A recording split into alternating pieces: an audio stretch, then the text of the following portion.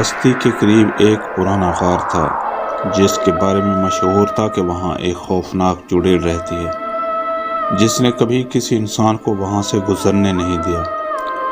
لوگ کہتے تھے کہ جو بھی اس غار کے پاس سے گزرا اسے چڑیل نے نقصان پہنچایا۔ بستی کے لوگ ڈر کے مارے اس غار کے قریب جانے سے بھی گریز کرتے تھے۔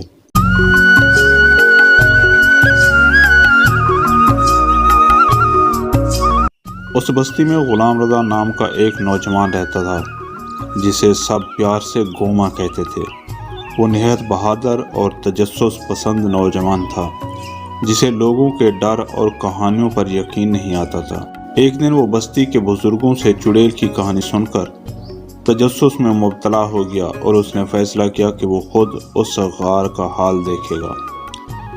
ایک شام جب بستی میں سب لوگ اپنے گھروں میں آرام کر رہے تھے، گوما نے ہمت باندھی اور تنہا غار کی طرف روانہ ہو گیا۔ غار کے قریب پہنچتے ہی اس کا دل زور زور سے دھڑکنے لگا، مگر وہ خوف کو قابو میں رکھتے ہوئے آگے بڑھتا رہا۔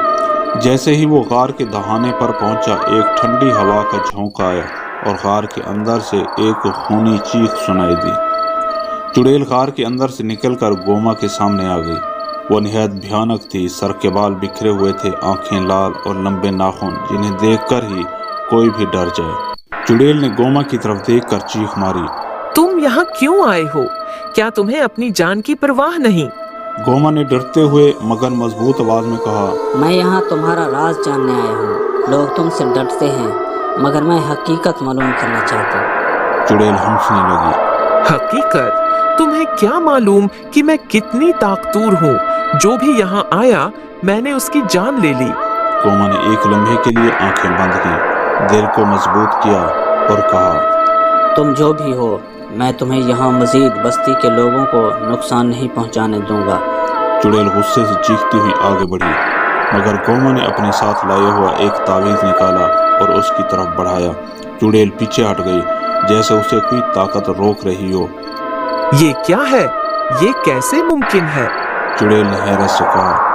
گوما نے مسکراتے ہوئے جواب دیا، یہ تعویذ میرے بزرگوں نے دیا ہے، یہ شیطانی قوتوں کو قابو میں کرتا ہے۔ آج تمہارا خاتمہ ہوگا۔ چڑیل نے آخری بار گوما پر حملہ کرنے کی کوشش کی مگر تعویذ کی روشنی نے اسے کمزور کر دیا۔ وہ چیختی رہی اور آہستہ آہستہ غائب ہو گئی۔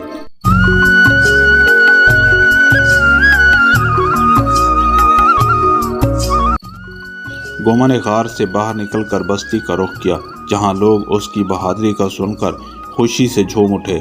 اب وہ بستی کے ہیرو بن چکے تھے اور چڑیل کا خوف ہمیشہ کے لیے ختم ہو چکا تھا۔ اس دن کے بعد کوئی بھی اس غار سے گزرتے ہوئے ڈرتا نہیں تھا۔